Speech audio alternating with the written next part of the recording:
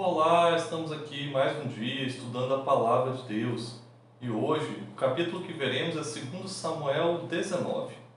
Vamos aos pontos que daremos destaque para a sua leitura de hoje.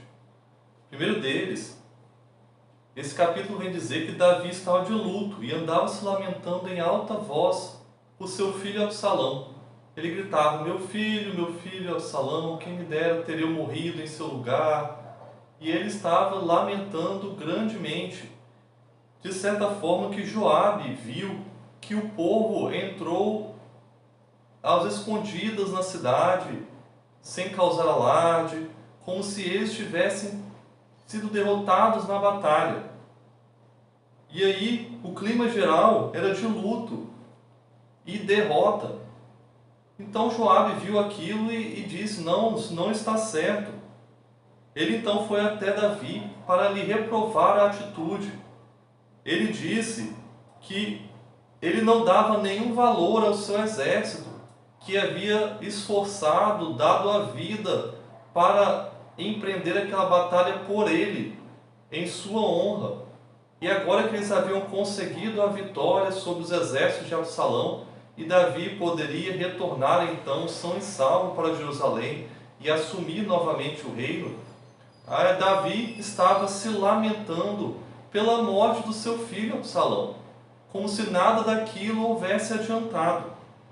E aí, ele até inclusive insinuou que se todos eles estivessem mortos, mas somente Absalão estivesse vivo, aí sim o rei estaria feliz. Então, chamou a realidade Davi de que ele, além de pai, e acima desse cargo, ele era rei.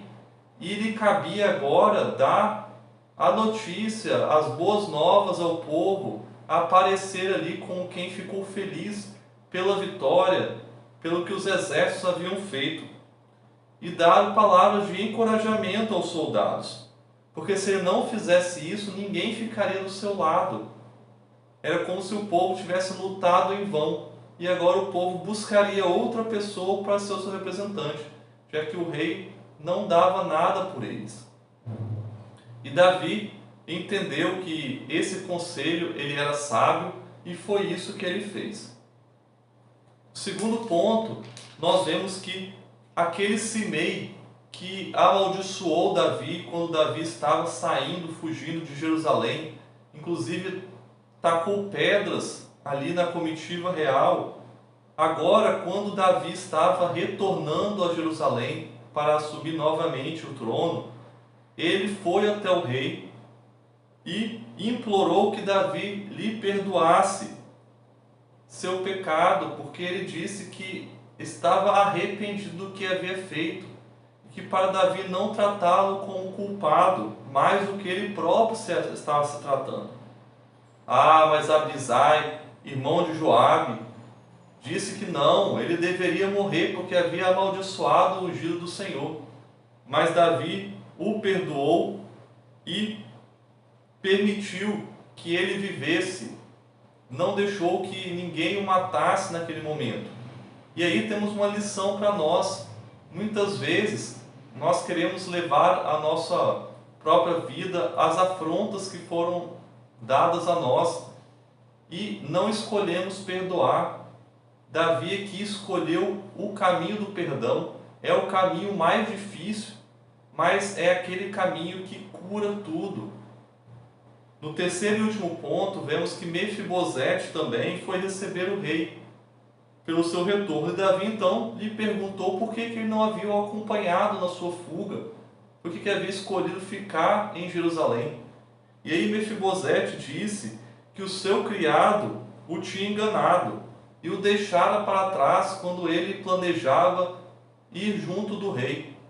Por conta que ele era coxo, ele não tinha condições de se mover por conta própria. Então ele acabou ficando lá. E ainda ouviu que o seu criado havia dado falsos testemunhos a seu respeito perante Davi. E disse que nada daquilo era verdade.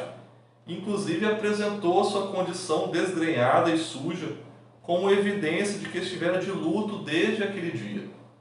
E aí Davi ordenou que mesmo reconhecendo a posição agora de Mefibosete, novamente a sua presença, ele ordenou que ele repartisse metade das terras com Ziba, já que Davi anteriormente havia prometido que daria as terras de Mefibosete para ele.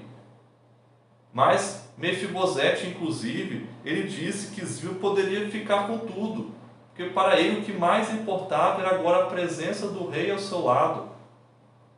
E com isso, nós vemos também lições para a nossa vida. Muitas vezes nos apegamos a bens e fazemos tudo o possível para obtê-los.